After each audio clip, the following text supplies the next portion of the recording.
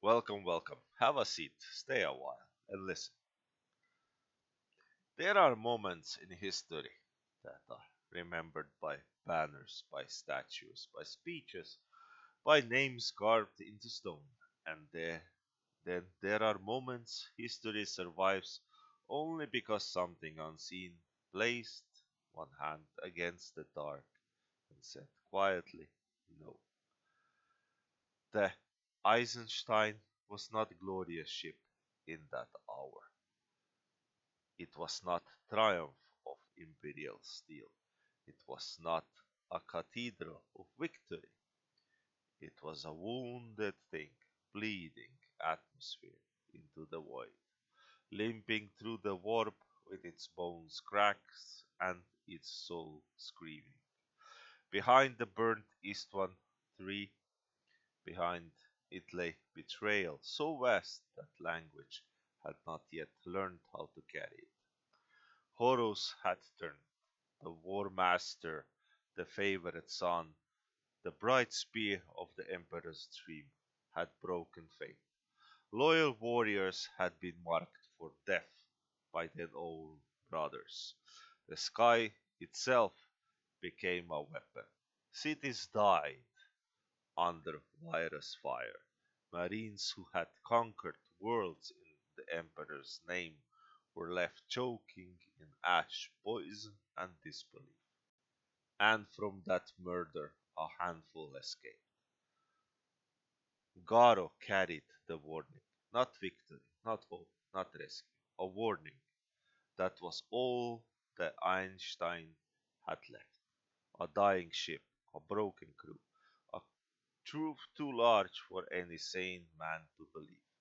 It should have died in the war, but every honest law of probability, by every calculation of survival, by every cold reading of hull stress, reactor damage, madness, demonic pressure, and failing navigation, the Eisenstein should have vanished.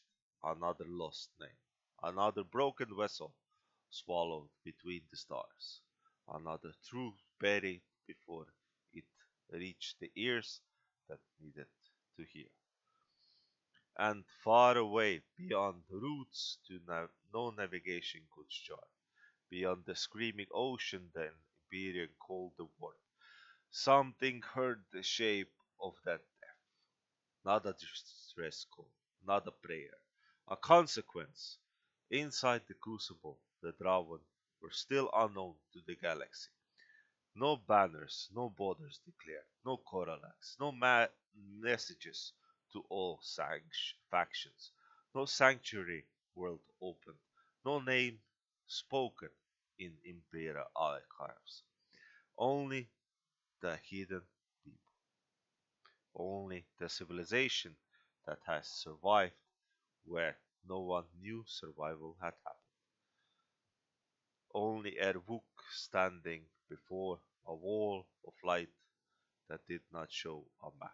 Badawu, Solus, the STT, spoke first, not with alarm. Solus rarely wasted sound on alarm, but he said, the vessel will fail. Ervuk looked at the projection, a ship, old and imperial, dragging itself through unreality. Around it, the warp folded like hunger around warm blood. How many? He asked Solus, and Solus replied, too many to ignore, too few to change the war. The answer stayed in the chamber, too many to ignore, too few to change the war. That was the kind of answer the galaxy loved. That was how empires balance ledgers. That was how tyrants slept. That was how millions became number, and numbers became acceptable. Ervuk hated that kind of answer because it was often true. He hated it more because truth did not make it clean. Can we save them? He asked. Solus was silent for a fraction longer than usual. Not openly, not on the ship, he said, not on the chain of events. If the Imperium sees us, if Horus learns of us, if the Mechanicus detect some method, if the Emperor's wars shift around knowledge of our existence, consequences multiply beyond stable prediction. Erwood watched the Eisenstein bleed. And if we do nothing? He asked, and Solus replied, Gero may die, the warning may fail, Terra may learn too late, or not at all. There it was. That was the first impossible choice. Not a war, not a border, not a public declaration. A dying ship in the dark, carrying a truth the galaxy needed and did not deserve. Erwood closed his eyes. He was not yet the name the galaxy would one day fear. He was not yet the Dravorn lord of outsider myth. He wore no crown, he wanted none. He was a man shaped by memory of people, wasted by system that called waste necessary. When he opened his eyes, the decision had already happened. We do not save history, he said. We save who we can without stealing their path. Solus, the STC, answered softly. Then this must leave no record. Erwood nodded with silence. No record, no banner, no claim. Then he stepped forward, and distance stopped mattering. On Eisenstein the lights were dying. Men moved through corridors choked with smoke and blood.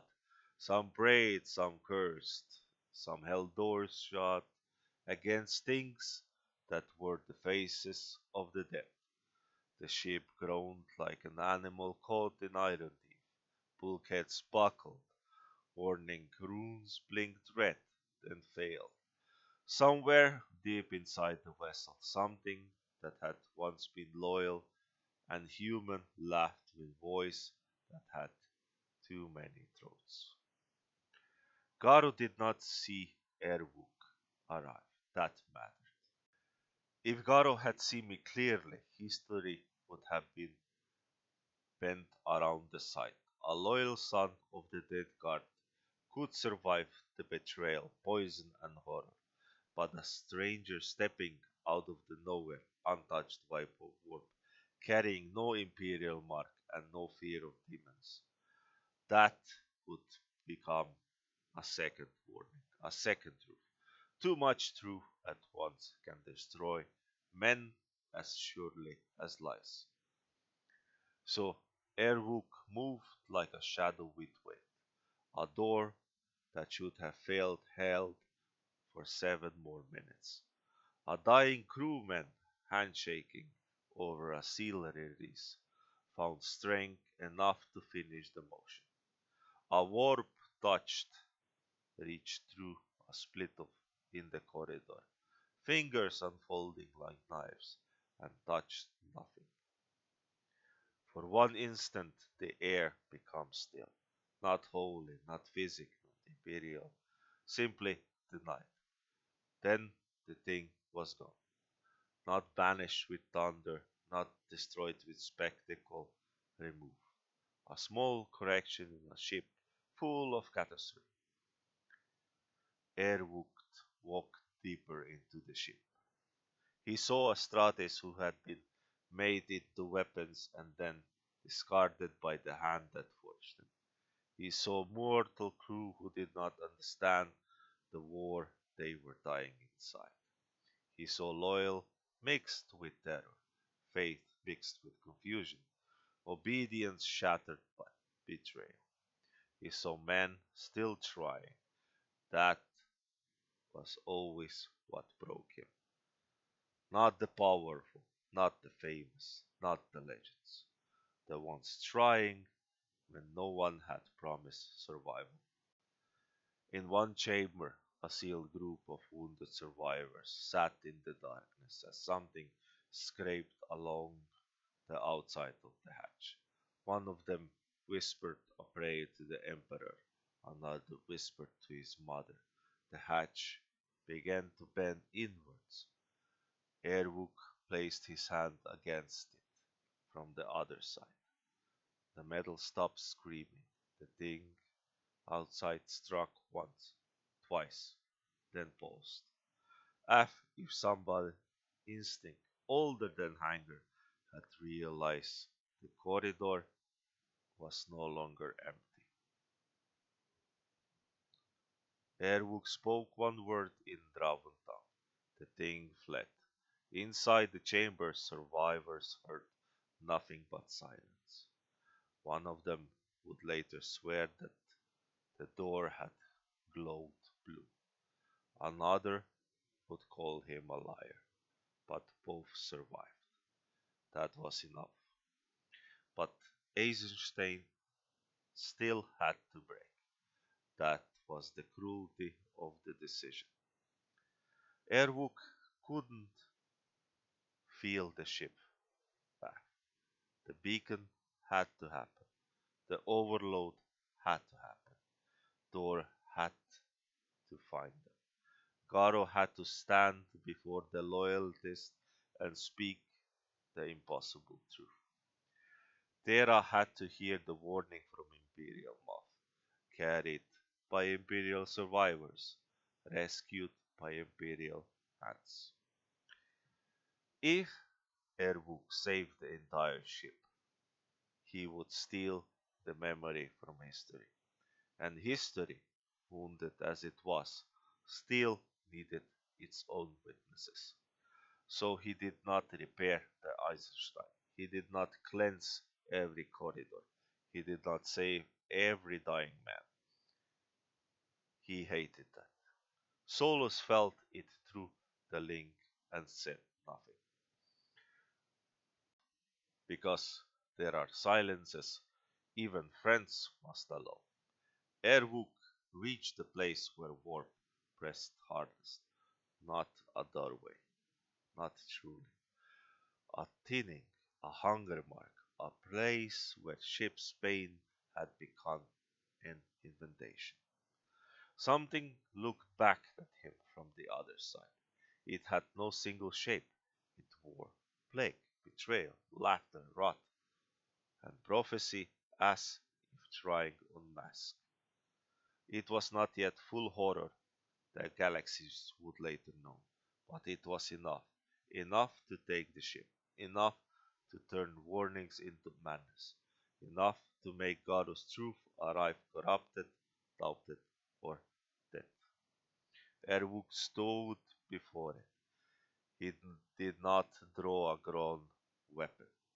He did not announce judgment. He said simply, not this one. The thing smiled with borrowed mouth. The corridor filled with frost, then heat, then flies, then the smell of old graves open under wet soil. Airwook stepped forward. For this first time in this universe, the Draven acted, not fleet translated in real space, not Titan woken up. No dragon opened its eyes beneath Gaia, no border spoke. Only one man in the dark placed himself between the hunger and the few lives history still required. The warp struck him. It found no worship to corrupt, no ambition to flatter, no empire to tempt, no throne to offer, no good hood to whisper, only a refusal.